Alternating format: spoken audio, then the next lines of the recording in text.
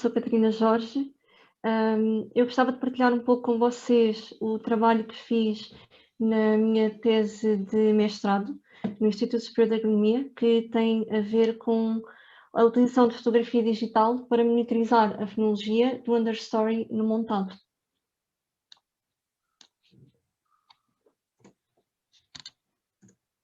Portanto, eu acho que para contextualizar é importante percebermos que o método standard para fazer a monitorização da vegetação é a detecção remota, nomeadamente os métodos de satélite e o índice de Normalized Difference Vegetation Index, o NDVI, que faz uso da radiação do infravermelho próximo e da radiação do vermelho visível. Estes métodos já são utilizados há muito tempo e são utilizados porque são bastante eficazes e também muito cómodos, não é? Simplesmente podemos aceder a uma rede na internet e não precisamos ir ao campo e conseguimos ter os dados. Aquilo que proponho neste trabalho é a utilização da fotografia digital, porque podemos ter uma melhor resolução temporal e espacial a baixo custo. Uma melhor resolução temporal, porquê? Por exemplo, o Sentinel-2 demora cerca de 10 dias a passar no mesmo ponto do globo, e espacial porque, obviamente, podemos ter uma escala a nível local. A fotografia digital utiliza também o índice das coordenadas cromáticas verdes, o GCC. Para perceberem, uma fotografia normalmente tem mesmo 3 canais, o vermelho, o verde e o azul, e o que o GCC faz é dar o peso do canal verde contra todos os outros canais dessa fotografia. Os objetivos do meu trabalho era, de facto, perceber se existia uma ligação entre a tendência sazonal do GCC e os fatores climáticos, perceber se podemos substituir o NDVI pelo GCC e quais eram as vantagens e desvantagens de o fazer. O local de estudo foi em Cruxe, na herdade da Masqueira do Gru, onde já existe uma torre de medição climática. Foi com esta torre que conseguimos ter medições principalmente de temperatura e precipitação, são nessas variáveis que nos vamos focar. E aqui podem ver um mapa do local, e aqui é a localização da torre, e todos estes pontos foram os pontos onde fizemos medições de radiação para usar no NDVI, e também onde tirámos fotografias para calcular o GCC. Portanto, nós decidimos dividir o understory em Plant Functional Type. Esta noção de Plant Functional Type é uma divisão com base na resposta que a vegetação tem aos fatores externos, ao clima. Então temos um PFT, que é o PFT da camada herbácea, e aqui medimos 4 plots. E temos também o PFT dos arbustos, que é composto por cistos e por ulex. Também medimos 4 de cada. Fizemos isto de 2011 a 2018, mensalmente. No caso do NDVI, utilizámos o Field Spec, que é esta mochilinha que vocês conseguem ver aqui, que tem um cabo de fibra óptica, que consegue medir a radiação emitida pela vegetação.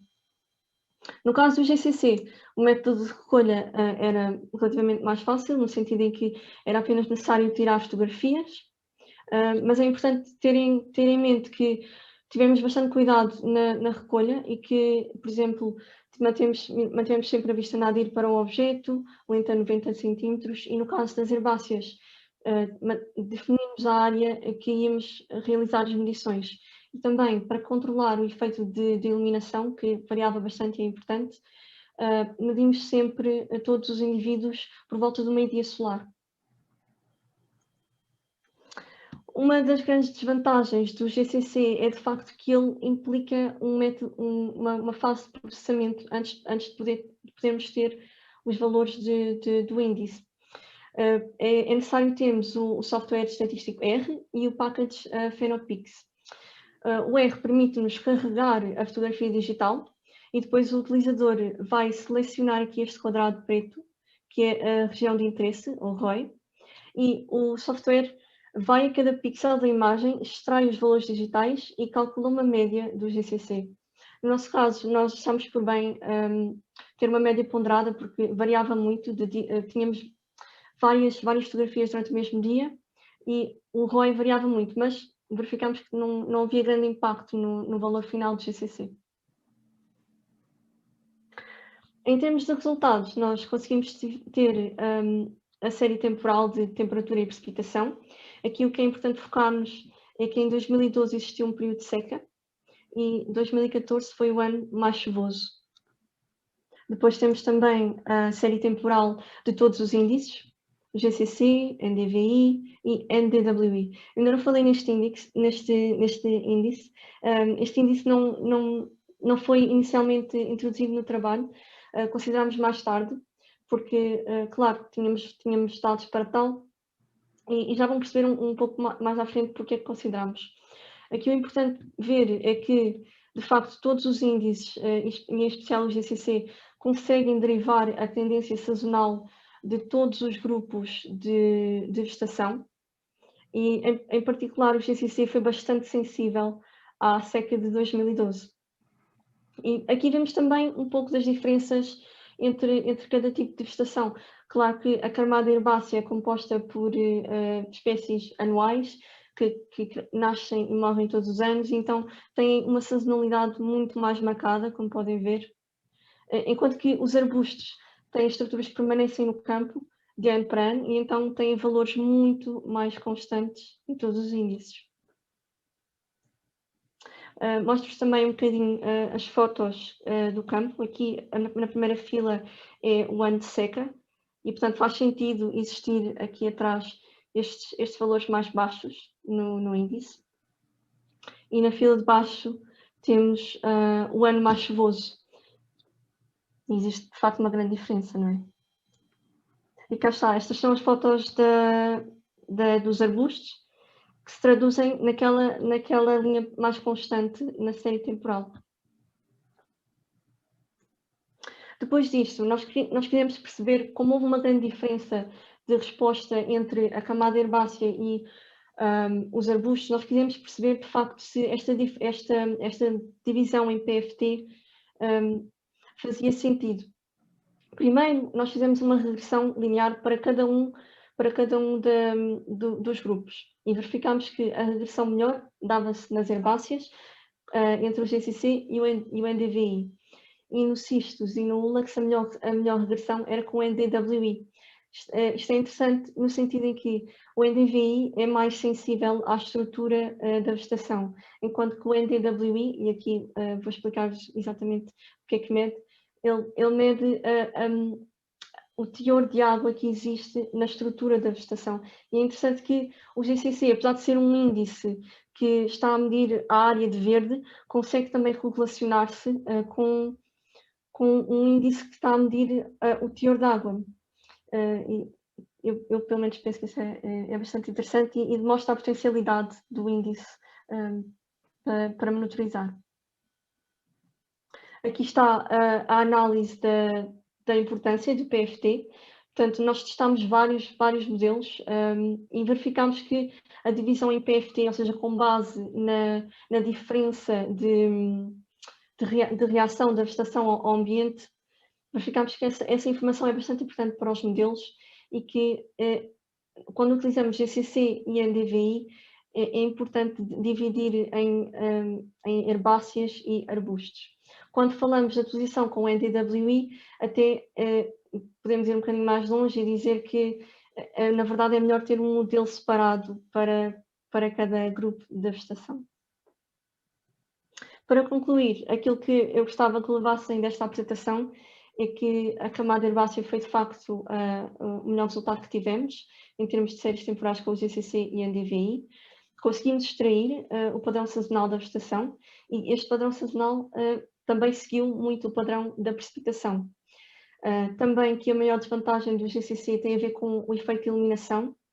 Por exemplo, verificámos que havia uma grande diferença no valor de GCC entre fotografias da mesma estrutura de vegetação, mas com iluminação relativamente diferente.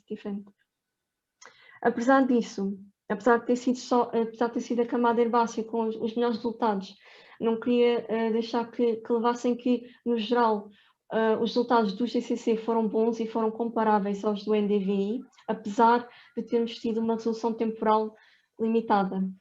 E, ao fim e ao cabo, o GCC não pretende substituir o field spec e o NDVI, mas eu penso que é uma alternativa económica e eficaz que deve ser considerada e que é capaz de caracterizar vegetação herbácea, semelhante vegetação mais anual, semelhante à herbácea.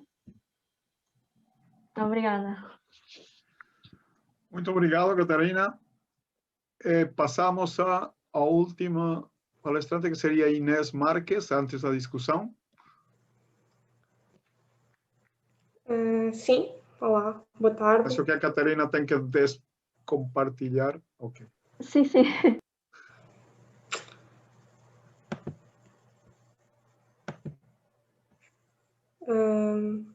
Conseguem ver? Não sei se já conseguem. Sim, sim. Sim? Uhum. Vou só colocar em tela cheia. Pronto, cá está. Boa tarde a todos. Agradeço a disponibilidade e o facto de quererem ouvir esta apresentação. Eu sou Inês Marques e venho-vos apresentar um trabalho realizado acerca do efeito do declínio do amieiro no potencial para a regeneração natural, focando principalmente a caracterização das sementes e a germinação. Este trabalho foi feito em conjunto com o Instituto Superior de Agronomia e com a Universidade de Extremadura, em Plasencia.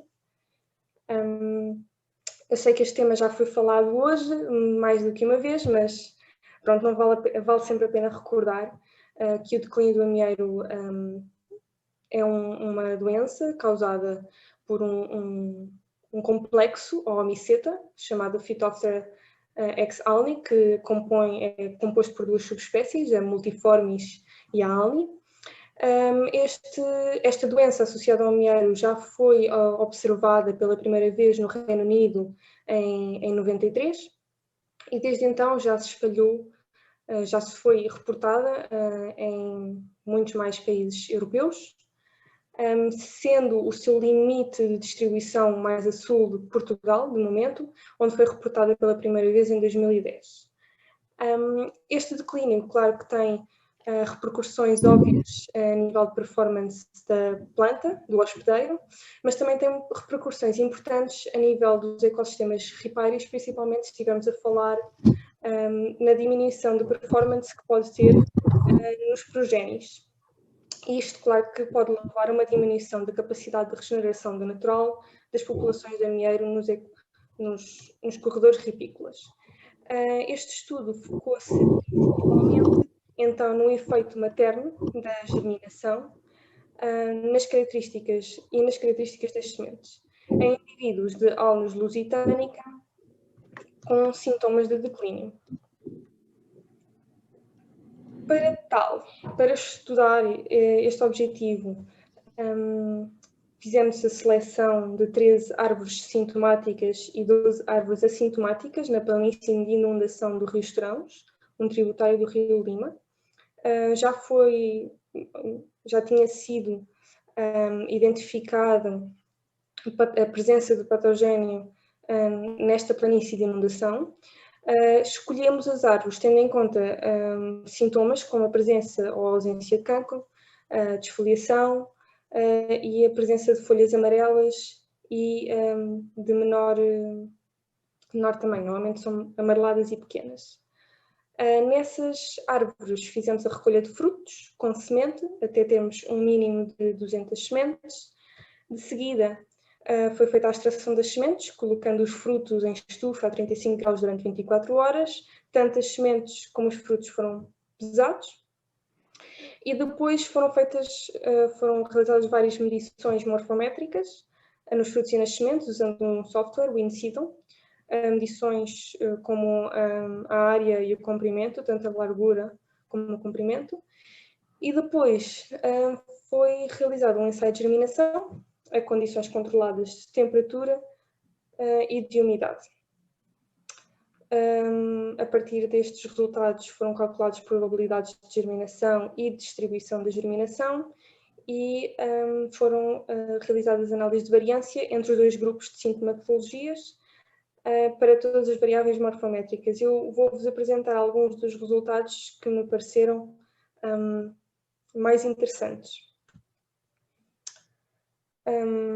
Embora não tenhamos visto diferenças significativas na germinação existe uma ligeira maior germinação no grupo assintomático. E observando, por exemplo, aqui do lado direito temos um plot das curvas de germinação por indivíduos e no lado esquerdo por grupos, não é? E realmente percebe-se porque é que não existe uma diferença significativa. Portanto, há uma grande amplitude de sucesso de germinação em indivíduos, quer sintomáticos, quer assintomáticos. Embora continuando a não ser significativo, consegue-se perceber uma diferença um bocadinho maior em termos de distribuição da germinação para os dois grupos. O que é esta distribuição da germinação? É a soma dos 3 dias consecutivos com maior taxa de germinação, o que significa que foi germinado, ou seja, quanto maior a distribuição de germinação, quer dizer que foram germinadas mais sementes em menor espaço de tempo. E foi exatamente isso que aconteceu com o grupo sintomático. A grande parte das sementes germinou em menor tempo. Se olharmos para variáveis morfométricas, aí sim conseguimos ver que existem diferenças significativas entre os dois grupos.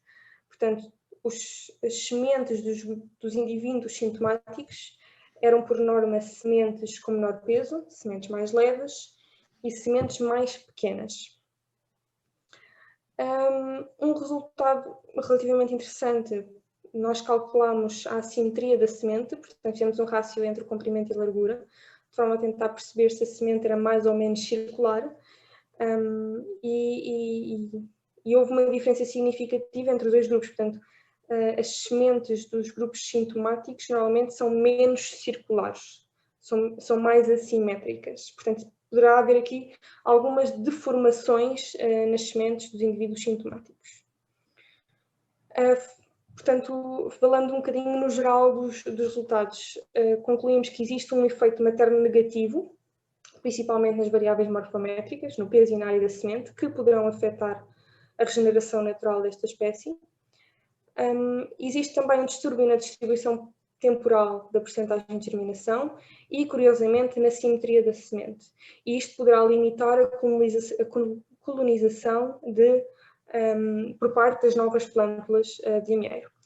Seria interessante, em vários passos futuros, fazer este estudo a uma escala maior, portanto, com mais mães, com mais populações, estudar a produção de semente em adultos, porque existem indicações de estudos anteriores que um amieiro em declínio poderá ter uma maior produção de semente, mas, pelo que estamos a perceber agora, isso poderá não indicar uma maior capacidade de regeneração natural. Era interessante perceber se realmente isto é real.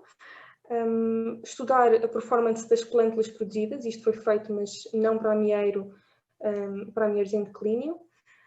Juntar isto tudo com o efeito das alterações climáticas, que é muito real, principalmente aqui na Península Ibérica, que temos agora uma espécie endémica, o Alnus lusitanica, e, por fim, considerar todos estes fatores em programas de melhoramento, de seleção de indivíduos que apresentem alguma resistência ao patogénio e que permitam uma manutenção natural de populações.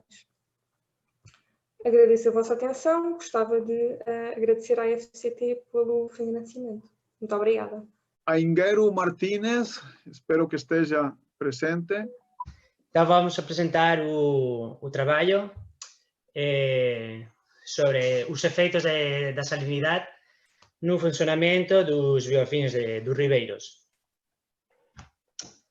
Há muitas atividades humanas, como o uso de sal para o deshielo das estradas, algumas indústrias, o uso de fertilizantes e pesticidas na agricultura extensiva, ou a mineração, que o que están a facer é un aumento da salinidade, un aumento dos iones de sal nos ecosistemas de agua doce e, sobre todo, nos ribeiros. Non é unha cosa novedosa a salinidade ou o aumento da salinidade nos ribeiros. Há estudios, mas os estudios, quase todos os estudios, están focados nas estructuras das comunidades. Há estudos desde bacterias, fungos, invertebrados, peixes ou algas, e están a ver que a salinidade ou o aumento da sal está a afectar as estruturas das comunidades dos ribeiros. Mas ainda há moito pouca información ao nivel de funcionamento destes ecosistemas. Ok, os ribeiros son moito importantes no reciclado de nutrientes, son moito eficientes e o servicio ecosistémico que dá para a humanidade é que tenen unha moita alta capacidade de depurar a agua para o noso consumo. Dá un proceso ecosistémico moito importante. E quen faz un actor sabe neste proceso é o biofilm. O biofilm é o verde que está nas pedras dos ríos e son comunidades de microorganismos autótrofos e heterótrofos que están a vivir unha matriz de polisacáridos.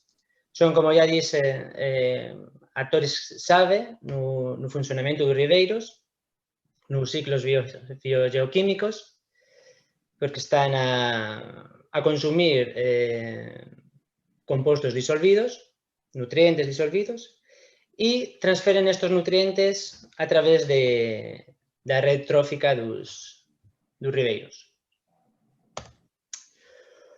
É moito importante para asimilar estes nutrientes a síntesis de enzimas extracelulares. O que facen estas enzimas é cortar as moléculas grandes que están disolvidas na agua para asimilar moléculas máis simples nos biofilms. Entón, que sabemos dos efeitos da salinidade nos biofilms dos ribeiros? Ok, há moitos estudios, há estudios a nivel estrutural e o que están a ver é que há unha mudanza das comunidades, das especies das comunidades. Entón, as que son favorecidas as especies tolerantes á sal. E os poucos estudios que há a nivel funcional están a dizer que a baixas concentracións, a baixos niveles de sal, o metabolismo destas comunidades está aumentado, está promocionado, e depois a máis alta salinidade ya decrece o metabolismo. É un efeito negativo. Aquí estamos a ver a teoría de Odum, de subside effect, donde o aumento da perturbación faz que cheguemos a un máximo de funcionamento, metabolismo pode ser, e depois do máximo ya decrece. Mas os poucos estudios, é que son 2 estudios, e un deles está focado na decomposición de macrófitos en humedades e outro está focado no funcionamento ou os efectos de pulsos de sal. Mas non temos información de unha salinidade crónica nos ribeiros. Entón, o objetivo é evaluar os potenciais efeitos do aumento da salinidade no funcionamento dos biofilms. E a hipótesis é o que están a ver nos outros estudios, o que o metabolismo vai verse aumentado a baixas concentracións de salinidade e depois a máis altas concentracións vamos ver como decrece. Entón, para o estudio que fiximos foi apañar pedazos de tella calcárea, de tella de cerámica. Usamos unhas bolsas de malla para incubar en 5 ribeiros durante 4 semanas para a colonización microbiana, para estar colonizados pelo biofilm. Despois das 4 semanas, bueno, a colonización foi en 5 ribeiros. A verdade que os ribeiros eran bastante semellantes, mas eran algo diferente na conductividade e no azoto disolvido. Depois vamos ver por que fiximos, por que elegimos ou por que incubamos en 5 ribeiros, cando este a explicar a estadística. Depois das 4 semanas de incubación, tiramos do ribeiro os materiais e ya no laboratorio incubamos os materiais de todos os ribeiros, incubamos en 4 concentracións de sal diferentes. Unha control, onde non había un aumento da sanidade.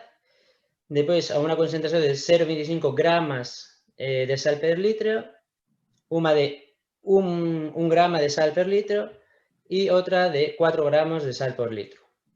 E a incubación nos microcosmos corrió por 3 días con oxígeno constante e en un fotoperíodo de 2 horas de luz e 2 de oscuridade. Aquí podemos ver unha foto do diseño. E as variables que medimos foron a respiración, o consumo de oxígeno e a actividade de dúas isoenzimas. Unha, a fosfatasa ácida, que está envolvida na asimilación de fosfato, e outra, a beta-glucosidasa, que está envolvida na asimilación de polisacáridos simples. Aquí na estadística, para evaluar os efeitos da sal, o que fiximos foron unhas ANOVAs mixtas, onde o factor fixo era a concentración de sal, as 4 concentracións, e o factor aleatorio era stream, era os ribeiros, e isto era para evaluar se os efeitos da salinidade eran independentes de origen das comunidades. Ya estamos a ver os resultados e, bueno, na respiración, que vemos o consumo de oxígeno era máximo na concentración de 0,25 gramas per litro e menor en 1 e 4. E, de facto, nas concentracións de 4 gramas per litro, a respiración era mínima. Ya na fosfatasa ácida, a salinidade, cualquier concentración de sal por encima do control afectaba negativamente a actividade desta isoenzima. E na beta-glucosidasa, bueno, os efeitos eran diferentes e vemos que no controlo e a 1 gramo a actividade desta enzima era maior que nas outras dúas concentracións. Entón, a hipótese inicial foi suportada polos datos. Bueno, vemos que na respiración, máis ou menos, vemos como unha pequena curva. Na fosfatasa ácida, non, porque a salinidade afectaba negativamente independentemente da concentración de sal, e na beta-glucosidasa había un efecto diferente dependendo das concentracións. Entón, como conclusións, decir só que non vimos en ninguna das variables ni un efecto lineal ni un subside effect en relación a salinidade. O padrao de resposta a diferentes variables era independente, a salinidade era independente unha de outra, mas as funcións relacionadas con o catabolismo dos biofilms si eran, de alguma maneira, eran sensibles a concentración de sal, a salinidade, e isto pode implicar que o funcionamento do río ou dos ribeiros este alterado por cambios en como asimilar ou como reciclan os nutrientes, azoto, fósforo e carbono estas comunidades sabe. E non hai nada máis e moito obrigado pela atención. Obrigado. Pasamos ao seguinte. Sería Daniela Oliveira. Estamos un bocadinho fora de tempo de novo. Vamos ver.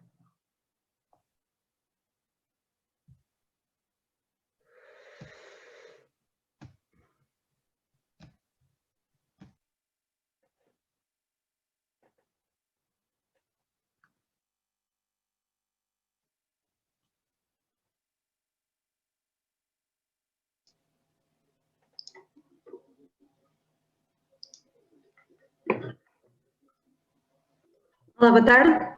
Não sei se já estão a ver a minha apresentação. Já? Ainda bem. Com licença.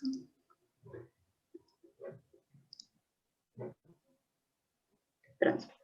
Então, boa tarde. Meu nome é Daniela Oliveira e vou apresentar o meu trabalho, que é também tema da minha tese de mestrado, intitulado Depredação de vertebrados nativos voadores sobre pestes e insetos exóticos do eucalipto.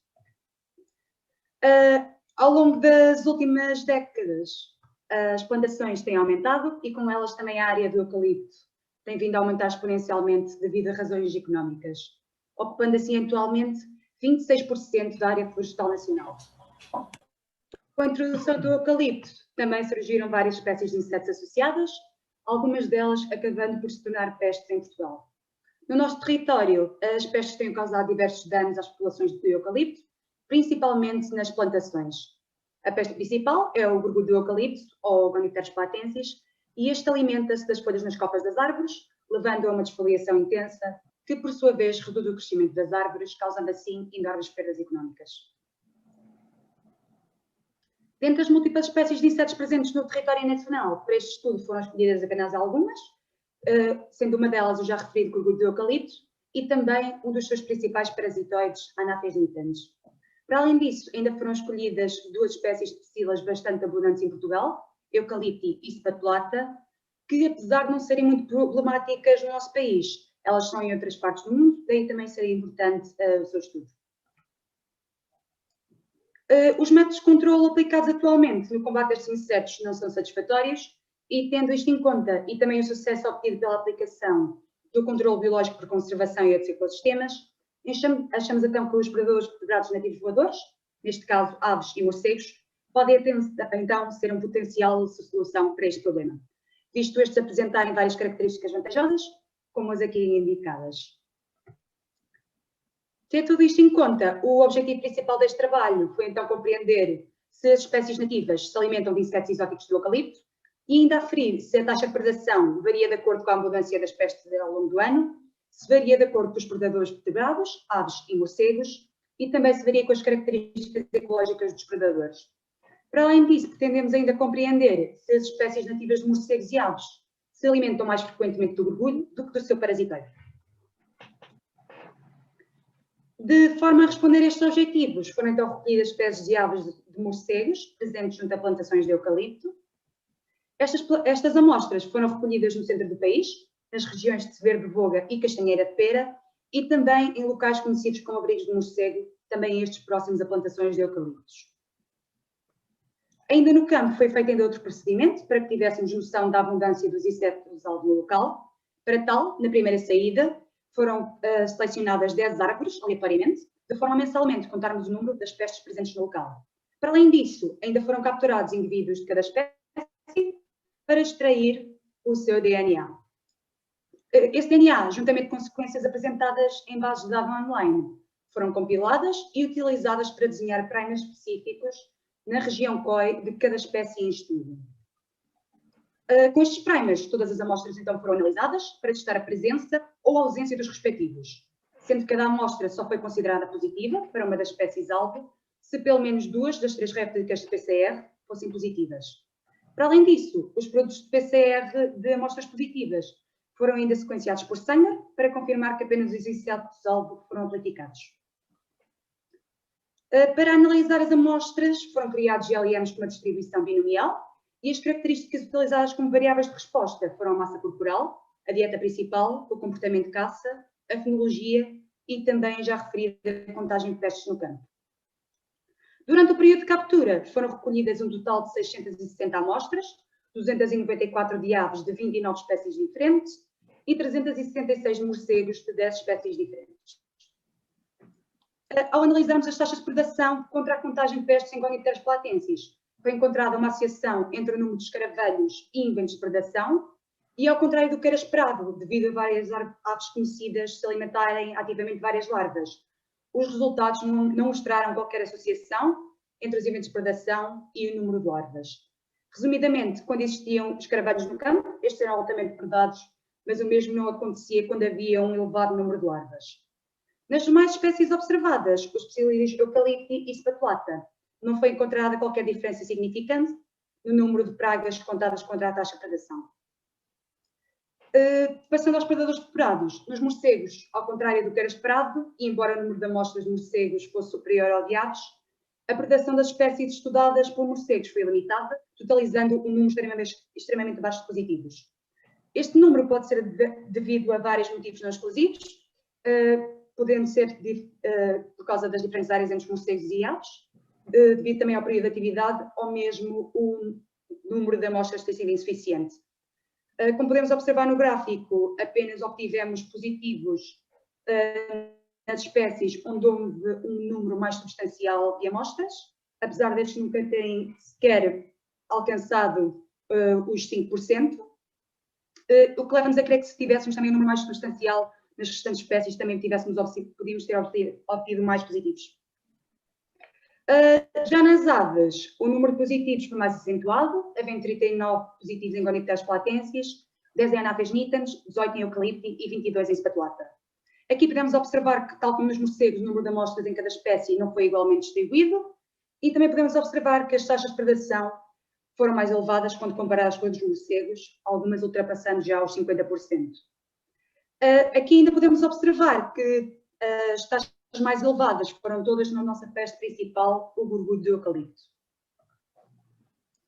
Quando observamos as características de cada inseto-alvo, observaram diferenças em duas características em Gonipteris platensis. Uma delas foi na fenologia, onde observámos que as aves residentes atacam com mais frequência Gonipteris platensis do que as aves migratórias.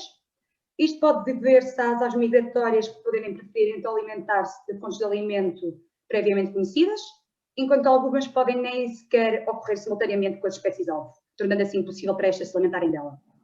A outra característica que apresentou diferenças foi o comportamento de caça, e observamos então que as aves que apanham insetos em voo após o avistamento predam Gonipteris platensis com mais frequência que as restantes.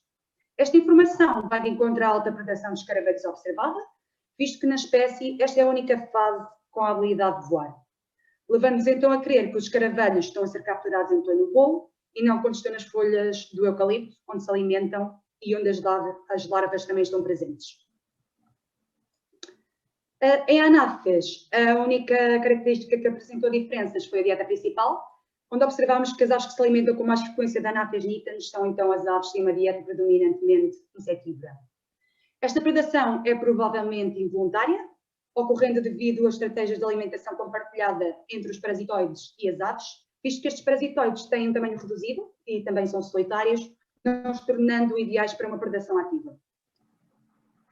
Em Eucalipti não encontramos qualquer diferenças nas características avaliadas, embora tenha havido um sinal fraco para o efeito de comportamento de caça.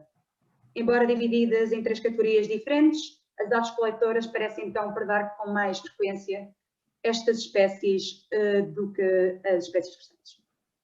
Em Spatulata observamos diferenças na fenologia, onde observamos que as aves migratórias predam então com mais frequência Spatulata do que as aves residentes. As aves residentes têm territórios definidos, ao contrário das migratórias, que passam apenas parte do seu tempo em cada local, tendo então a competir por espaço e também recursos. Isto pode então levar a que as aves migratórias tenham de se alimentar de presas menores, neste caso Spatulata, já que as outras fontes estão a ser monopolizadas por espécies residentes. Na comparação entre o gorgulho e o seu parasitoide, observamos que o gorgulho é predado 4 vezes mais do que o seu parasitoide e provavelmente as aves não terão então um efeito indesejado no controle do parasitoide, visto que os locais onde os principais problemas económicos causados pelo gorgulho acontecem em áreas onde o parasitoide é muito escasso ou mesmo ausente. Podemos então concluir com este estudo que, apesar das aves, como referido, predarem o parasitoide, o que poderia ser desvantajoso para a regulação do gorgulho, a taxa de predação observada foi 4 vezes menor do que a deste. Também encontramos evidências para um potencial controlo pelas aves nativas, visto que várias espécies foram encontradas a predar ativamente nos insetos em estudo. E tendo isto em conta, penso então que podem ser implementadas medidas conservacionistas, como a aplicação de ilhas e margens de bosque, de forma assim a potenciar o controle destes insetos por parte das aves, levando assim a uma diminuição da sua abundância e, consequentemente, a uma redução dos danos causados às plantas, mantendo-as dentro de um patamar económico viável. Antes de dar por terminada a minha apresentação, queria agradecer às instituições aqui referidas pela ajuda na elaboração deste trabalho e também queria agradecer-vos pela vossa atenção. Obrigada. Continuando, muito obrigada, Daniela. Iríamos então passar à apresentação da Natasha Perpétuo, Biodiversidade de Plantas Tóxicas em Meio Urbano. Boa tarde, eu sou a Natasha e vou-vos apresentar a minha comunicação Biodiversidade de Plantas Tóxicas em Meio Urbano, estudo das escolas e espaços verdes do município de Coimbra. Como o próprio título indica, eu estou aqui para vos apresentar a diversidade de plantas tóxicas que foram identificadas em escolas e espaços verdes de Coimbra, no âmbito do meu projeto de doutoramento que se intitula As Plantas Tóxicas entre Nós, promover a literacia científica e a compreensão pública das plantas tóxicas. Este projeto dividiu-se em duas fases. Na primeira, estudaram-se e identificaram-se as plantas tóxicas nas escolas e nos espaços verdes de Coimbra, e na segunda desenvolveu-se material educativo e implementaram-se iniciativas de comunicação de ciência sobre estas plantas, especialmente em ambientes não formais e para públicos diversos. Fez-se ainda a divulgação e a sensibilização pública nos meios de comunicação social. A primeira fase, que é aquela que eu estou aqui a apresentar, a metodologia foi a análise da literatura sobre plantas tóxicas e dos dados dos centros anti-veneno e das visitas aos locais para observação, registro fotográfico e colheita de material vegetal para posterior análise macromicroscópica sempre que necessário. Este levantamento foi realizado na totalidade das escolas públicas de Coimbra, portanto 107 escolas divididas em 32 jardins de infância, 59 escolas básicas do primeiro ciclo, 9 do segundo e terceiro ciclo e 7 escolas secundárias, em 34 instituições privadas e ainda nos 15 parques e jardins do município de Coimbra e em 24 parques infantis da tutela da Câmara Municipal e 25 das juntas e união de freguesias, totalizando, portanto, 205 espaços. As plantas tóxicas são aquelas que podem provocar lesões internas ou externas a humanos ou animais em caso de ingestão, contacto ou inalação de uma pequena quantidade de alguma das suas partes, sejam as raízes, as folhas, os frutos ou as sementes. Importa ressalvar que algumas substâncias vegetais são tóxicas para o homem e não para outros animais e vice-versa. Estas plantas estão representadas mundialmente, sendo que se destacam cerca de 1.400 espécies consideradas muito perigosas para o homem e animais. E em muitos países há uma percentagem significativa de intoxicações devido a plantas, quer acidentais, quer intencionais. Sendo a principal causa de envenenamento acidental o desconhecimento do efeito real destes compostos tóxicos e, consequentemente, da perigosidade destas plantas. As crianças são, então, um dos principais grupos de risco a estes envenenamentos vegetais. Felizmente, a maioria não é fatal, ou porque não se ingeriu a toxina, ou porque foi ingerida uma pequena parte da planta com quantidade insuficiente para causar problemas, mas podem ocorrer intoxicações graves e mesmo letais. Estas exposições pediátricas a plantas ocorrem maioritariamente em casa, nos jardins e nas escolas, devido à elevada disponibilidade de plantas que existem nesses locais. No âmbito deste estudo, identificaram-se cerca de 120 a 125 géneros de plantas perigosas que se agrupam nestas 4 classes de acordo com a OMS. Estas classes são definidas com base na dose letal mediana em ratos, ou seja, aquela dose que mata 50% dos ratos deste estudo. E são a classe 1A, extremamente perigosa, 1B, altamente perigosa, 2, moderadamente perigosa e a 3, levemente perigosa. Destas duas classes mais perigosas, identificaram-se 9 e 30 espécies, respectivamente. São estas que estão aqui apresentadas nesta tabela e das quais vou falar um bocadinho mais de seguida.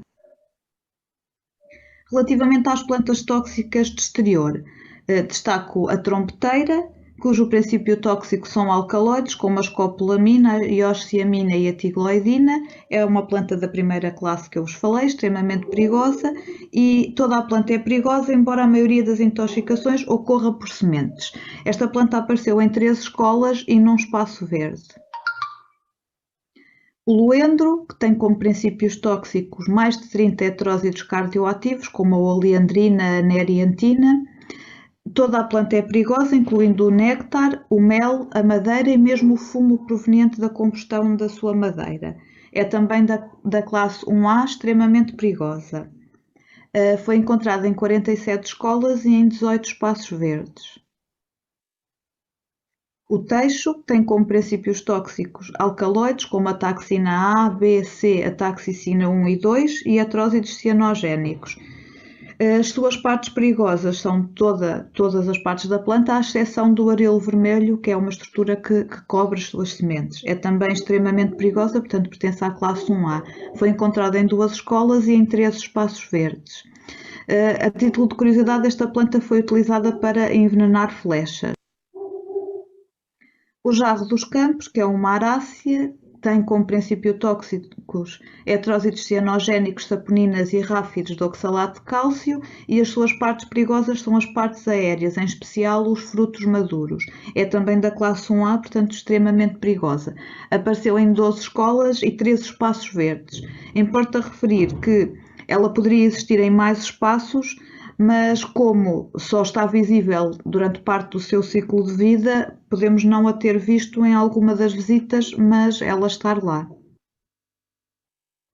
O trovisco tem como princípios tóxicos os ésteres de furbol e os cetrósidos, e toda a planta é perigosa, em especial os frutos maduros. É também pertencente à classe 1A, extremamente perigosa. Foi identificada em 3 escolas e num espaço verde. A figueira do inferno, que tem como princípios tóxicos alcaloides, como a iosciamina, escopolamina e atropina.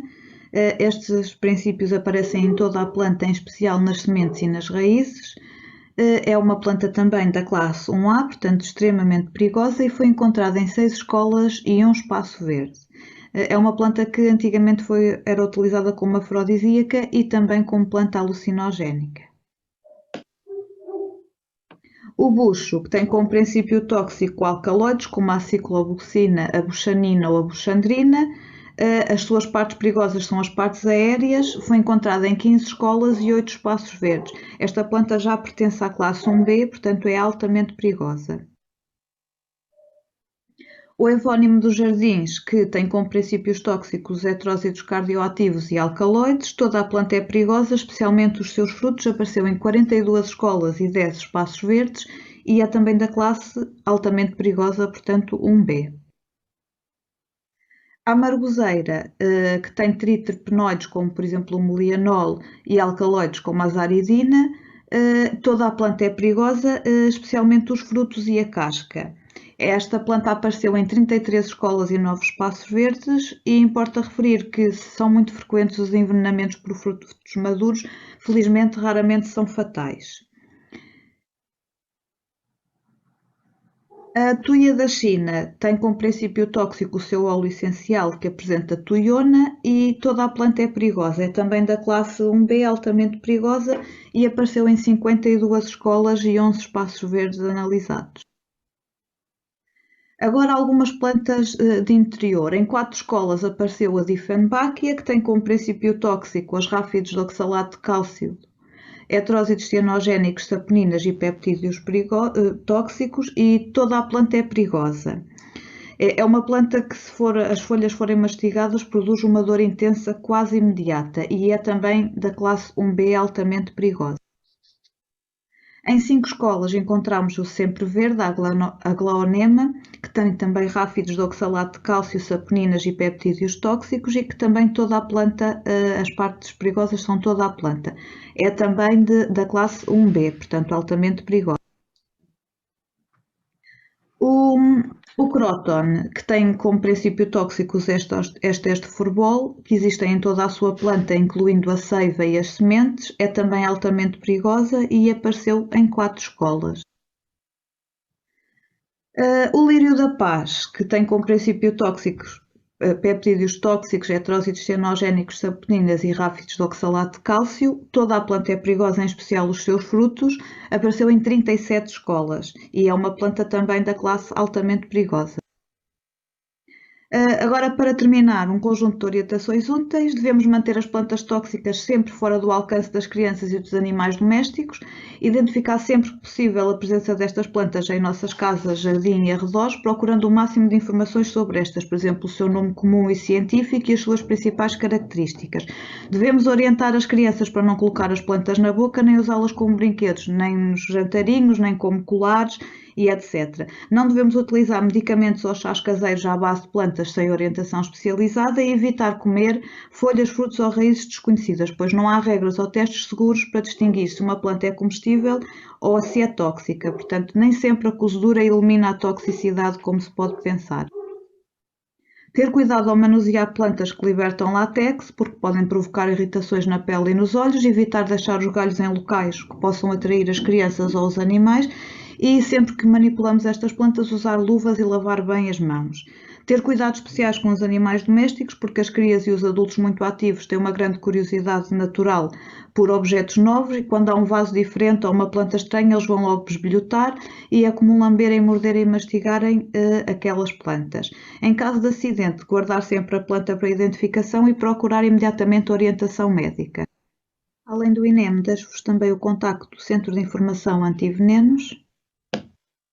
Concluímos, portanto, que vivemos num meio repleto de plantas tóxicas, uma situação que é especialmente alarmante nas cidades e que conduz a um conjunto de perigos que não podem ser menosprezados. Apesar desta exposição diária, existe uma grande lacuna de conhecimento acerca destas plantas e dos seus riscos, o que é mais grave no caso das crianças. Dada a distribuição cosmopolita destas plantas, é então inegável a importância da promoção da literacia científica e da compreensão pública para a sua existência e para os riscos sociais que elas representam. Muito obrigado pela vossa atenção. Muito obrigado. Peço desculpa por a minha desaparição, mas fiquei sem eletricidade em casa por um minuto e realmente desconectou-se. Portanto, tempo para a seguinte palestrante, que é Joana Seródio.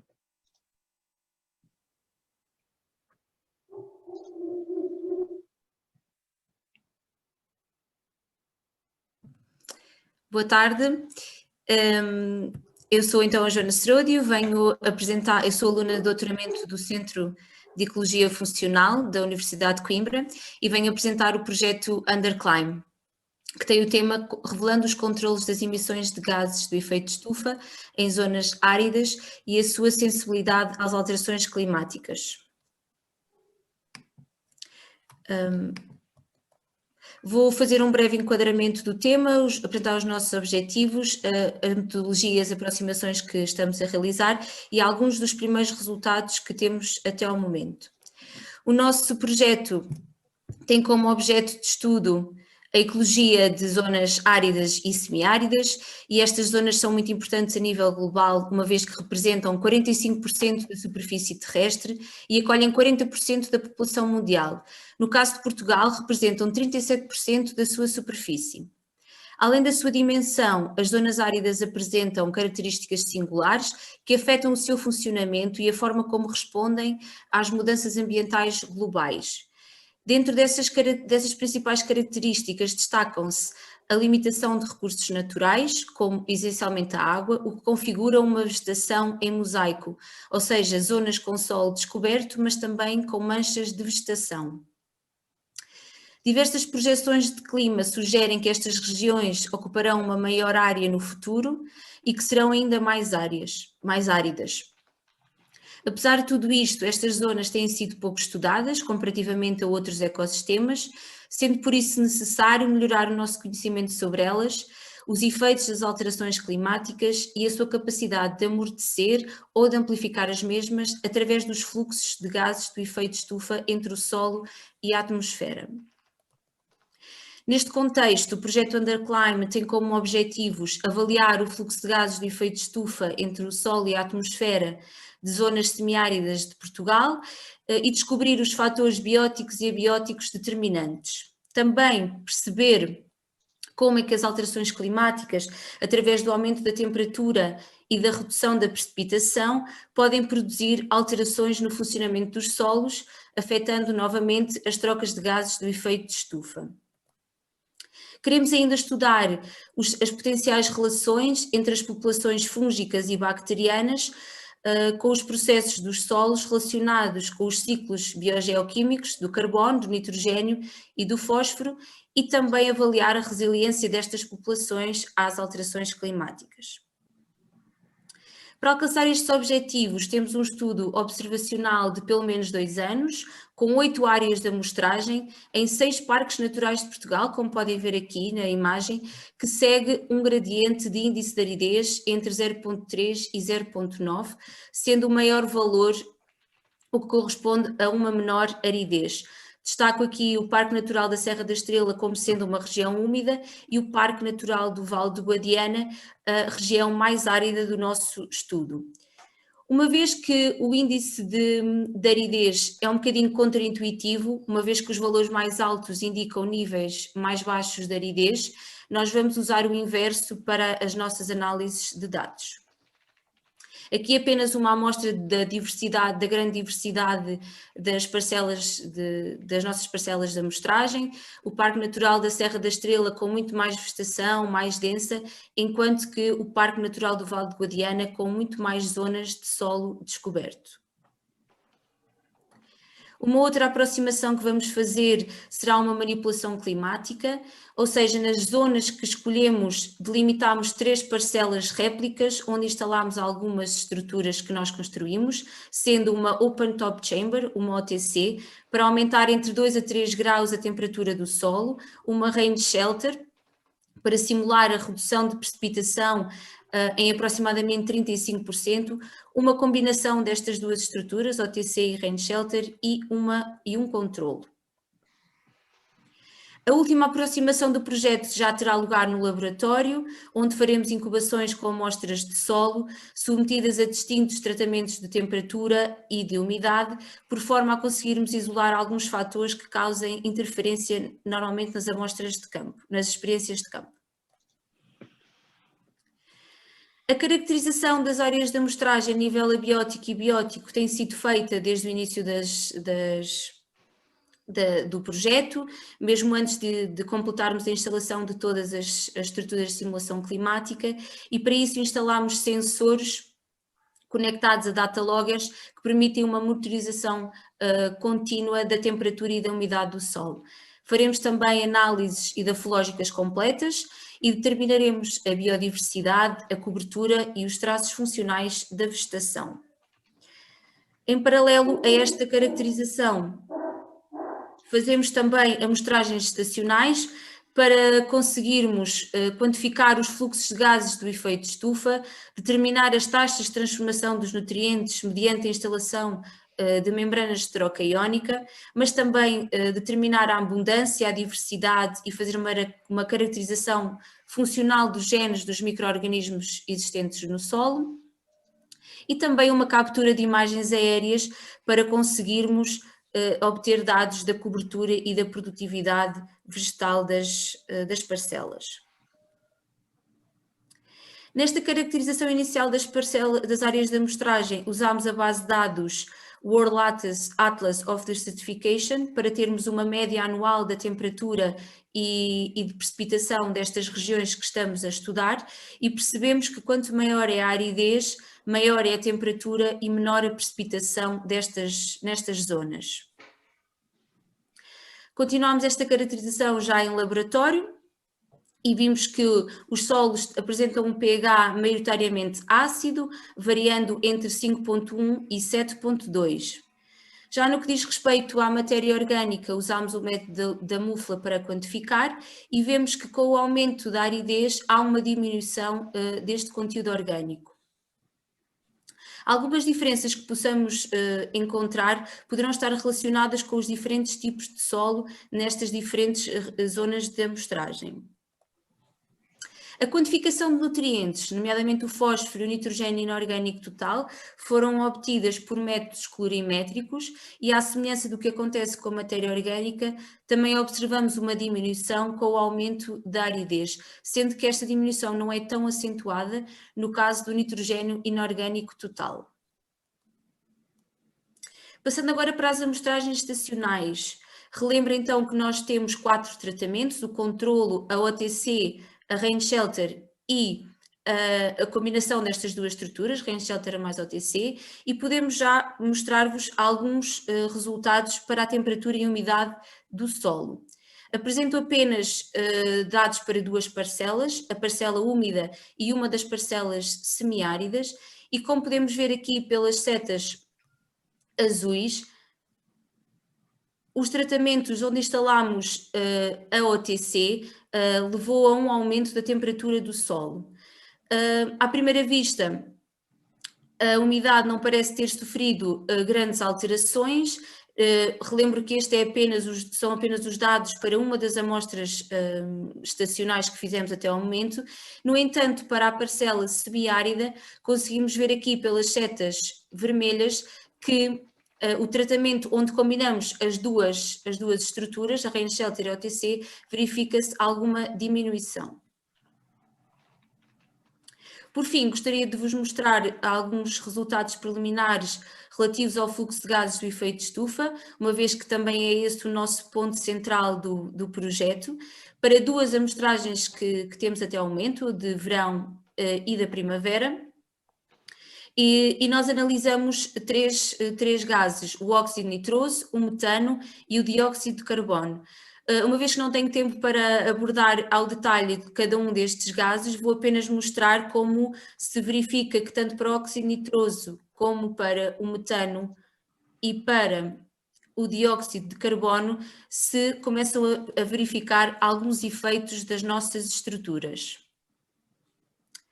Só como exemplo, gostaria ainda de mostrar alguns dados para o fluxo de dióxido de carbono que parece diminuir com o aumento da temperatura do solo e que também parece diminuir quando se diminui o conteúdo de água do solo, que é referente à amostragem de verão. Estes dados são ainda muito preliminares, correspondem apenas à primeira amostragem estacional deste primeiro ano, mas estamos confiantes e continuaremos a integrar todos os dados e as informações que estamos a obter para continuar a responder às questões que nos motivaram e esperamos que no próximo SPECO já possamos revelar mais dados sobre o funcionamento das zonas áridas portuguesas e a sua sensibilidade às alterações climáticas. Obrigada pela vossa atenção. Dando seguimento ao programa, eu iria pedir ao Sérgio Timóteo que partilhasse a sua apresentação. Portanto, o Sérgio vai fazer uma apresentação sobre meta-análises de redes que revelam a multidimensionalidade de espécies-chave nos ecossistemas. Faz favor, Sérgio, muito obrigado. Meu nome é Sérgio Timóteo, sou investigador do Centro de Ecologia Funcional da Universidade de Coimbra. E vou apresentar um trabalho, como foi dito, sobre as espécies Keystone e sobre o seu papel nos ecossistemas. Este é um conceito que todos já devemos ter ouvido falar e conhecemos vários exemplos que são clássicos na literatura de ecologia, como, por exemplo, o caso do lobo cinzento em Yellowstone, que, por predar os alces, permitem que a floresta se desenvolva de forma saudável. Um outro caso clássico é o caso das lontras, que ao consumirem os ouriços do mar permitem um bom desenvolvimento das florestas de kelp. Então, este conceito de Keystone, de espécies Keystone, é essencialmente as espécies importantes para uma determinada função ecológica, como foi definido por Bob Payne nos anos 60. Mas não são só espécies importantes, mas espécies que são desproporcionalmente importantes relativamente à sua abundância ou biomassa. Portanto, não é só uma questão de ser importante, é ser desproporcionalmente importante para as funções que desenvolvem. Para percebermos o papel das espécies nos seus sistemas, podemos representar isto através das suas interações e através de redes de interações, que basicamente representam comunidades de espécies ligadas por essas mesmas interações. Aqui temos um exemplo que podemos ver insetos polinizadores, uma rede de polinização, e as plantas aqui em baixo, e depois temos estas ligações entre elas e que representam as tais interações entre os dois grupos de espécies. Pronto, e assim podemos perceber o papel das espécies no contexto de toda a sua comunidade. No entanto, isto não é suficiente. Por vezes queremos e até devemos querer perceber como é que as espécies desenvolvem essa função num conjunto mais alargado de interações e de funções ecológicas. Nesse caso, podemos adicionar mais níveis de interação, como, por exemplo, a herbivoria por insetos que atacam as plantas. Então, temos uma rede, neste caso designada de rede tripartida, porque temos aqui 1, 2, 3 níveis, na nossa rede. Vários investigadores têm desenvolvido trabalhos na área das redes para perceber, então, o papel das espécies Keystone, mas especificamente as espécies que fazem a ligação entre vários tipos de interações. E os resultados têm sido um pouco inconsistentes. Por exemplo, aqui em cima temos um trabalho sobre a frugivoria e predação de sementes por animais, em que se revelou que as espécies que fazem esta ligação, as espécies que fazem a ligação entre os dois níveis de interação, a sua importância está correlacionada para as duas funções. No entanto, num outro trabalho no mesmo, semelhante, mas envolvendo morcegos e frugivoria e consumo de néctar, os autores verificaram que as espécies que promovem esta ligação entre os diferentes tipos de interações não estão correlacionadas. Portanto, ainda não se percebe exatamente muito bem como é que estas espécies que fazem a ligação ligam as duas funções e se são importantes para as duas funções simultaneamente. Um aspecto importante destes trabalhos, ou dos trabalhos que têm sido feitos até agora, é que não têm tido em conta a questão da abundância muitas vezes, que é importante para definir uma espécie Keystone. Assim, o objetivo deste trabalho foi então perceber qual é que é a importância das espécies e se essa importância é mantida ao longo de vários tipos de interações, quando várias interações são tidas em conta em simultâneo. Podemos colocar então 3, digamos, cenários extremos. Por exemplo, neste gráfico temos, por exemplo, aqui uma rede de herbivoria, depois aqui temos uma rede de polinização e nos eixos temos a importância das espécies, aqui neste caso as plantas, que promovem a ligação entre as duas interações, a importância dessas plantas para cada uma das funções e os pontos representam essas várias plantas. Aqui podemos ter uma situação em que não há qualquer tipo de relação. Podemos também verificar ou pensar que pode existir uma relação positiva, ou seja, uma correlação entre a importância dessas espécies nas duas funções, ou seja, espécies que são importantes para a herbivoria são também para a polinização. Ou então o seu inverso, espécies que são importantes numa função não são importantes para a outra função. Então, como é que fomos fazer isto? Através de uma meta-análise, e para isso recolhemos uma série de datasets que foram cedidos pelos seus autores e os quais participaram também na elaboração deste trabalho, e que estão aqui listados aqui deste lado, e estes dados vêm de diversas localizações pelo mundo, representam diversos tipos de interações e são basicamente redes tripartidas, ou seja, duas funções associadas para cada um dos trabalhos. Então, focamos nestas espécies que fazem a ligação entre duas funções. E então o primeiro objetivo foi se a importância de das espécies para uma dimensão do seu nicho se reflete na importância para a outra dimensão do nicho e, respectivamente, independentemente da abundância. Então, calculamos um índice que se chama força das espécies, que basicamente é o grau de importância que uma espécie tem para todos os seus parceiros, e fizemos isto para cada uma das redes, das sub-redes, mas, tal como eu disse, para percebermos isto é preciso tirarmos o efeito da abundância. Partimos do princípio, usamos a Mass Action Hypothesis, que nos diz que a frequência de interação entre duas espécies se deve simplesmente à sua abundância local, como podemos ver aqui. E qualquer desvio em relação a esse pressuposto se deve a preferências, ou seja, já não é só o efeito da abundância, mas há algo mais em jogo. E então, aos dados originais, o que fizemos foi extrair estas preferências entre as espécies. Fizemos isso quer para os dados originais, ou seja, calculamos depois esta força das espécies, quer para os dados originais, quer para as preferências, e para cada uma delas, e para cada uma destas interações, fizemos uma correlação de Pearson. Assim, os resultados desta primeira questão, temos aqui a correlação de Pearson, o Species Strength para os dados originais e para os standardizados, e aqui deixem-me explicar, cada pontinho refere a correlação para cada um dos estudos, e esta barra, o intervalo de confiança, e esta linha indica o zero. Qualquer coisa que se sobreponha à linha de zero não é significante. Para os dados originais, verificamos que havia uma correlação positiva de 0,42 e significativa. Para os dados standardizados, ou seja, para as preferências, continua a haver uma correlação positiva, mas muito menor, o que nos indica que a importância das espécies não se deve apenas à abundância. Há um efeito, sim, como podemos verificar, mas não se deve só a isso, que nesse caso seria zero.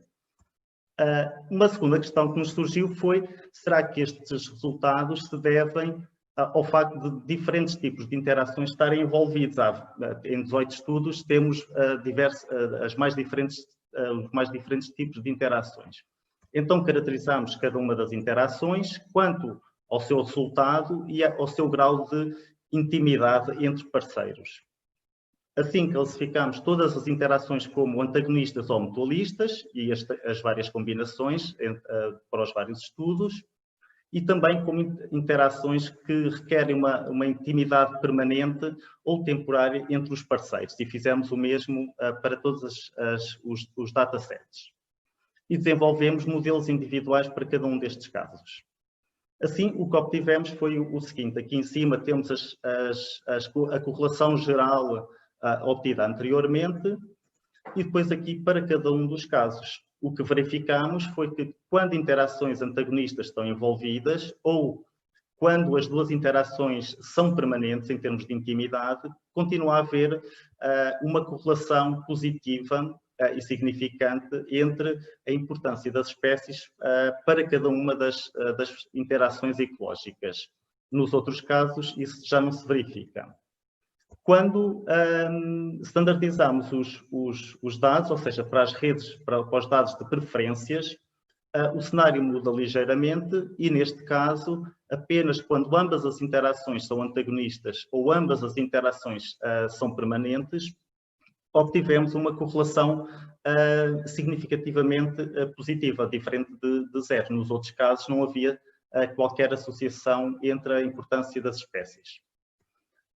Assim, para resumir, sim, a importância a abundância é um fator importante na performance, no desempenho funcional das espécies, está de acordo também com a teoria neutral de Hubble, e que de uma forma geral, como eu respondi na primeira pergunta, há a importância das espécies e, portanto, das espécies também Keystone, está geralmente associada entre duas funções, ou seja, são importantes para as duas funções em que participam.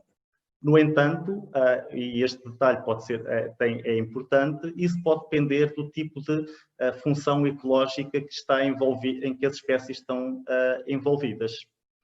Assim, para finalizar, podemos dizer que as espécies Keystone muitas vezes, geralmente, conseguem fazer multitasking.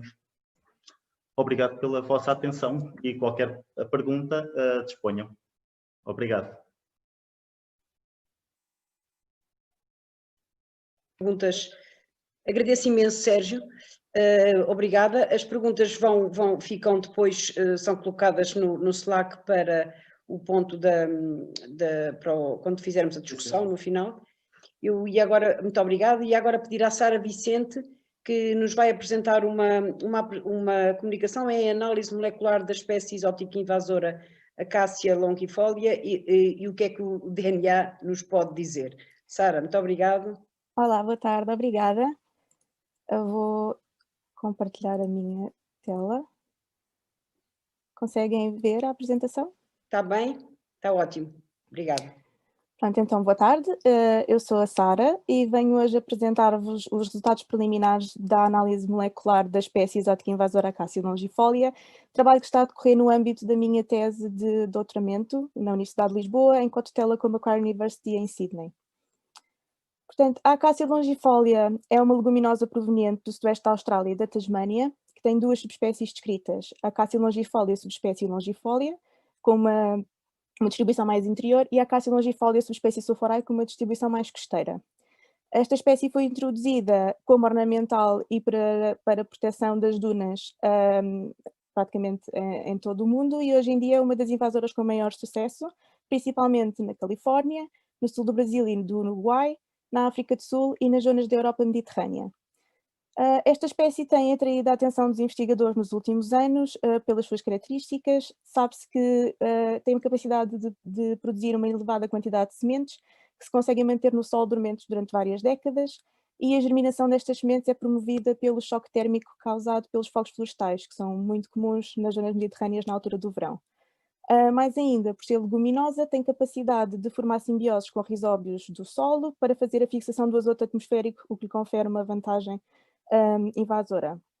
Contudo, é ainda uma espécie muito pouco caracterizada ao nível molecular e, portanto, o objetivo do nosso projeto era analisar as acácias utilizando dois tipos de marcadores moleculares, os marcadores plastidiais, microsatélites plastidiais e microsatélites nucleares, de forma a elucidar a sua diversidade genética e a sua estrutura populacional.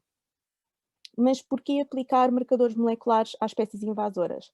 Bom, os marcadores moleculares são de fácil aplicação em laboratório e têm um relativo baixo custo, principalmente nos últimos anos em que a sua utilização se tornou mais frequente, e podem fornecer várias informações úteis, nomeadamente as origens geográficas das populações introduzidas, a pressão de propágulo, ou seja, se houve uma ou várias introduções e se as introduções são ou não do mesmo local de origem, elucidar a diversidade genética da espécie e também identificar fenómenos de hibridização de indivíduos ou entre espécies invasoras e espécies nativas. Todas estas informações permitem caracterizar a invasão pelas espécies invasoras e são importantes para a gestão destas espécies. Já se realizaram vários trabalhos com marcadores moleculares em espécies de acácia. Em 2015, por exemplo, Thompson et al. Descreveram que as populações introduzidas de Acácia saligna são diversas, mas distintas geneticamente da sua zona nativa, e isto deveu-se a fenómenos de hibridização que ocorreram na zona nativa antes da sua introdução. Em 2018, Hirsch et al. Descreveram que as duas subespécies descritas para a Acácia dialbata, na verdade, não se distinguem ao nível molecular, apenas ao nível morfológico, e isso é devido à grande plasticidade fenotípica que a espécie tem. E depois, em 2020, o mesmo grupo alargou o seu trabalho a várias zonas invadidas e os resultados mostram que a introdução desta espécie foi muito complexa e diferente de local para local ou de país para país, e, portanto, houve alturas em que nem foi possível identificar as populações de origem, mesmo havendo uma amostragem alargada da zona nativa. Especificamente sobre a Acácia longifolia, um estudo focado em Portugal demonstrou que as acácias são um pouco diversas e não se diferenciam geneticamente entre si, apesar de estudos prévios terem demonstrado diferenças ao nível da fenologia, principalmente na fase reprodutora. Mas isto, mais uma vez, será a consequência da grande plasticidade fenotípica que a espécie tem, e o nosso objetivo agora é alargar este estudo a várias zonas invadidas e à zona nativa, de forma a tirarmos mais conclusões. Portanto, para isso fomos fazer amostragem em 4 locais invadidos: a África do Sul, a Península Ibérica, o Brasil e o Uruguai. Estes locais diferem na sua altura de introdução das acácias. Acácias foram introduzidas inicialmente na África do Sul em 1827, na Península Ibérica em 1997 e só mais tarde é que foram introduzidas na América do Sul em 1946 no Uruguai e finalmente em 1979 no Brasil. A nossa amostragem, neste momento, inclui também 8 amostras da Austrália, que foram simpaticamente enviadas por um contacto, que claramente não são suficientes para serem representativas da zona nativa desta espécie, por isso a amostragem neste local vai ser alargada em breve. Relativamente à análise com microsatélites plastidiais, nós testámos 10 marcadores gerais, dos quais 5 amplificaram na acácia longifólia, mas apenas 4 eram polimórficos. E, portanto, pegámos nesses 4 marcadores polimórficos e aplicámos as 134 amostras recolhidas dos diferentes locais que mencionei há pouco. Na tabela podem ver as diversas combinações dos alelos obtidos com esses 4 marcadores e conseguimos identificar então 5 haplótipos que designámos de A a E. Sobre a distribuição destes haplótipos, temos o haplótipo A, a laranja, que é predominante e que está presente em todas as localizações invadidas e na zona nativa, o que é indicativo da Austrália com boa origem direta de introdução, o que seria de esperar por ser a sua zona nativa. Temos a Península Ibérica e a África do Sul, ambas com 3 haplótipos cada, sendo que a Península Ibérica tem um haplótipo exclusivo B a amarelo e a África do Sul um haplótipo exclusivo D a castanho. Por outro lado, o Brasil apresenta apenas um haplótipo A, que é o mais comum, e o Uruguai também tem frequentemente o haplótipo A, apesar de ter um haplótipo exclusivo E. A nossa hipótese é que estas diferenças em número de haplótipos sejam devidas aos diferentes tempos de introdução da acácia, sendo que a acácia foi introduzida muito mais recentemente na América do Sul quando comparada com as outras 2 localizações. Por último, a Península Ibérica e a África do Sul partilham um haplótipo C, a verde, e a nossa hipótese é que isto seja indicativo de a África do Sul ser uma segunda origem de introdução das acácias na Península Ibérica. Relativamente à análise com microsatélites nucleares, nós testámos 32 marcadores desenhados para outras espécies de acácia, uma vez que não há marcadores desenhados especificamente para a acácia longifólia, e destes 32, 6 amplificaram e eram polimórficos e, portanto, aplicámos estes 6 marcadores às 134 amostras que mencionei anteriormente. Os testes bayesianos mostram que há 2 clusters que descrevem a nossa amostragem. O cluster 1, a azul, que está presente em todas as localizações invadidas e na zona nativa, o que mais uma vez é indicativo da Austrália como origem direta de introdução, e o cluster 2, a laranja, que está presente em 3 localizações da África do Sul e numa localização da Península Ibérica, que se situa em Portugal, que é Mira, e que vem dar suporte à nossa hipótese anterior de que, de facto, a África do Sul será uma origem de uma segunda introdução de acácias na Península Ibérica, neste caso especificamente em Portugal. A análise da variância molecular, ou AMOVA, demonstra que grande parte da variância se encontra dentro das populações e não entre as populações, com o valor da RST de 0,023. O RST é uma medida de diferenciação genética das populações que varia entre 0 e 1, sendo que 1 significa diferenciação total das populações ao nível molecular. O que este valor nos indica, por ser muito próximo de 0, é que as populações, na verdade, são muito semelhantes entre si. À direita, na matriz de RST de comparação das populações 2 a 2, vemos que as populações da África do Sul se tendem a diferenciar das outras pelo valor ser estatisticamente significativo, no entanto continuam a ser valores muito próximos de 0, que de facto indica que elas são muito semelhantes. Portanto, até agora vimos que as populações da África do Sul e da Península Ibérica são as mais diversas em termos de haplótipos. Estes locais são invadidos há mais tempo quando comparados com a América do Sul e provavelmente de várias origens. Há uma grande ligação histórica entre a África do Sul e Portugal, o que poderá vir a explicar o haplótipo partilhado e também o facto de haver aquele cluster que mostra que há uma ligação entre as 2 zonas. Contudo, temos um haplótipo predominante A que aparece em todas as localizações e em grande frequência. Vimos também que as populações da África do Sul são as mais geneticamente diferenciadas, mas contudo os valores de RST eram muito baixos e, portanto, o que é indicativo de uma grande semelhança entre as populações. Ou seja, as acácias, apesar de estarem sujeitas a diferentes condições ambientais nos vários locais onde foram introduzidas, parecem não se diferenciar ao nível molecular, o que levanta à questão se a sua invasibilidade estará relacionada com plasticidade fenotípica e com a variação epigenética, como tínhamos visto em trabalhos anteriores. Os passos seguintes deste projeto começam pela extensão da análise dos microsatélites nucleares. Em agosto deste ano foi publicado um artigo em que foram otimizados marcadores para a acácia manzi, que também é invasora, e nós decidimos que seria bom tentarmos ver se conseguimos adaptar alguns desses adaptadores para a acácia longifólia. Posso adiantar que temos 7 candidatos a marcadores a serem aplicados até agora. Como eu tinha dito no início, vamos alargar a análise das amostras na zona nativa. As amostras vêm a caminho da Austrália neste momento e iniciaremos esse trabalho em janeiro. E para responder à questão da plasticidade fenotípica, gostaríamos de fazer análises epigenéticas focadas na metilação do genoma.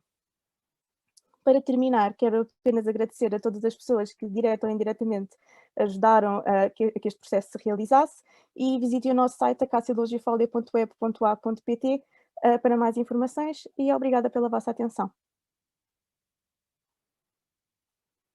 Muito obrigada, Sara, pela sua excelente apresentação de um tema bem pertinente.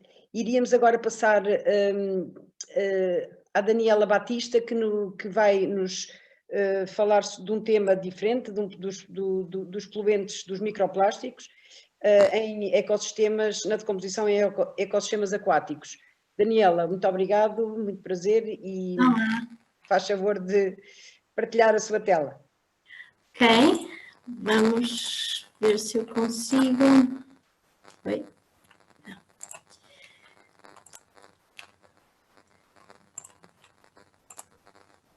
Conseguem ver? Sim. Só falta mesmo, portanto, agora pôr em modo de apresentação. Já está. Obrigada. Sim, conseguem ver?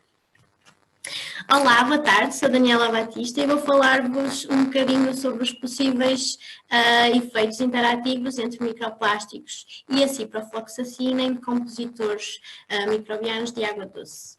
Então, são considerados microplásticos partículas com menos de 5 milímetros de tamanho e estes microplásticos podem resultar da fragmentação de partículas maiores de plástico ou então produzidos industrialmente e aplicados em pellets ou esfoliantes de produtos de higiene. A presença dos microplásticos nos ecossistemas aquáticos deve-se às descargas de águas residuais ou então de partículas que são libertadas pela lavagem de roupa ou produtos de higiene pessoal também. Estes microplásticos podem ser encontrados em vários compartimentos, como em águas superficiais ou nos próprios sedimentos bentónicos, ficando assim acessíveis ao biota aquático, ocupando diferentes níveis tróficos. Isto impõe um risco ecotoxicológico para os ecossistemas aquáticos.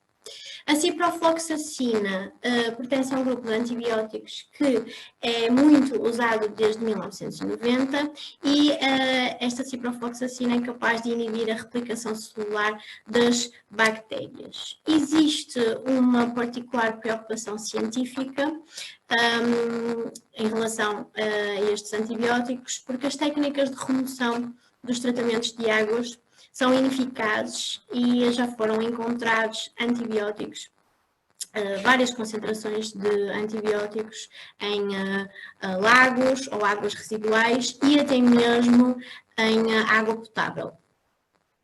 Nós sabemos que no meio ambiente todos os compostos tóxicos encontram-se misturados e isso pode levantar vários problemas, como por exemplo os microplásticos podem absorver com eficácia outros contaminantes que estão presentes no meio ambiente e, devido ao seu tamanho pequeno, podem estar disponíveis assim para ingestão por organismos de organismos de diferentes níveis tróficos. Quando falamos na mistura entre microplásticos e antibióticos, será que estes efeitos, será que o efeito destes dois componentes juntos são diferentes dos efeitos induzidos por cada um individualmente?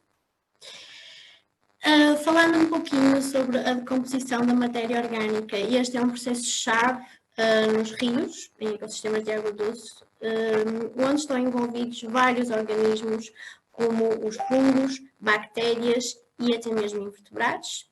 E a questão que se levanta é: será que este processo pode ser afetado pela presença destes plásticos ou até mesmo de antibióticos?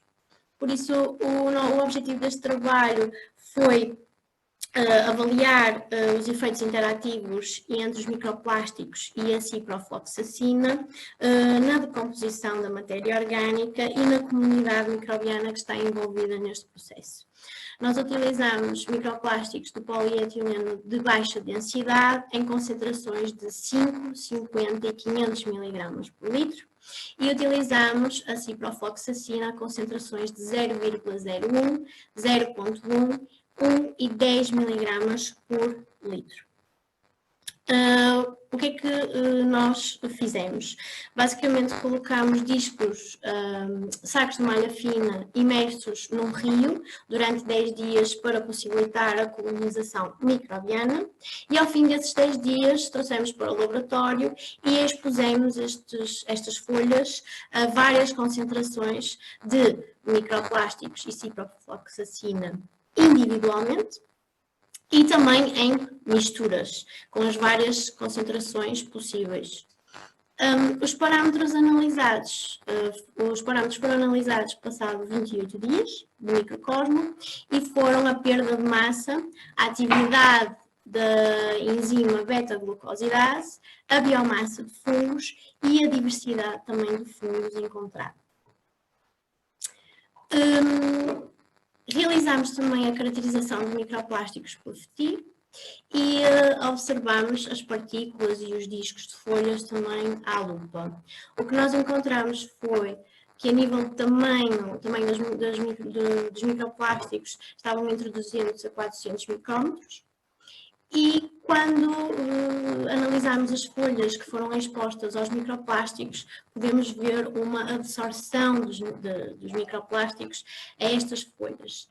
Nas misturas com antibiótico também observamos um aparecimento de pontos negros e as próprias nervuras das folhas estavam escurecidas, coisa que não se observava nas folhas controle, nas chamadas folhas controle. De seguida apresento-vos os resultados da perda de massa e da atividade da enzima extracelular beta-glucosidase. Na horizontal podemos ver as diferentes concentrações de microplásticos e as barras com as diferentes cores representam as diferentes concentrações de antibiótico. Estes dois parâmetros foram fortemente afetados pela presença de antibiótico e pelos microplásticos. Podemos ver aqui um pequeno estímulo da perda de massa quando aumentamos as concentrações de antibiótico e quando juntamos microplásticos, quando temos tratamentos com misturas de microplásticos e antibiótico, observamos algumas inibições. Em relação à atividade de enzima extracelular, o que nós observamos foi que para concentrações mais baixas de antibiótico existe uma pequena estimulação da atividade desta enzima e para concentrações mais altas existe uma inibição da atividade desta enzima. Passando para os resultados da biomassa de fungos, não obtivemos resultados muito concretos, mas ela foi afetada pela presença de antibiótico. Temos aqui algumas estimulações da biomassa de fungos.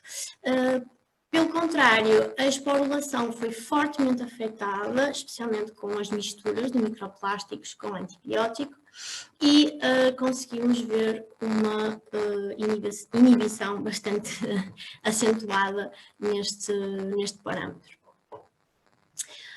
Também estudamos a contribuição de cada espécie de fungo que foi encontrado nos tratamentos, falando especificamente em algumas espécies de fungo. Podemos ver, por exemplo, aqui a Articulóspora tetracládia em tratamentos individuais que foram expostos ou a microplásticos ou a ciprofloxacina. Há uma diminuição da presença desta espécie e, pelo contrário, a Latospora pulquela está mais abundante na presença destes dois compostos. Quando falamos em misturas, conseguimos observar um aumento muito significativo da presença da espécie Lemoniera aquática, especialmente em misturas com altas concentrações tanto de microplásticos como de ciprofloxacina. Para concluir, para resumir os resultados, a ciprofloxacina conseguimos observar que há uma estimulação da perda de massa e da biomassa de fungos para algumas concentrações. Na presença de microplásticos, há uma diminuição bastante acentuada da esporulação, das taxas de esporulação e da atividade da enzima extracelular. E quando falamos nos tratamentos em que há misturas destes dois compostos, há uma diminuição bastante acentuada da taxa de esporulação e há uma mudança na estrutura dos fungos. Sendo que a esporulação foi o parâmetro, digamos que mais sensível, do qual nós conseguimos observar resultados, melhores resultados, digamos assim. Conseguimos observar, digamos que efeitos contraditórios, mas isto só nos mostra que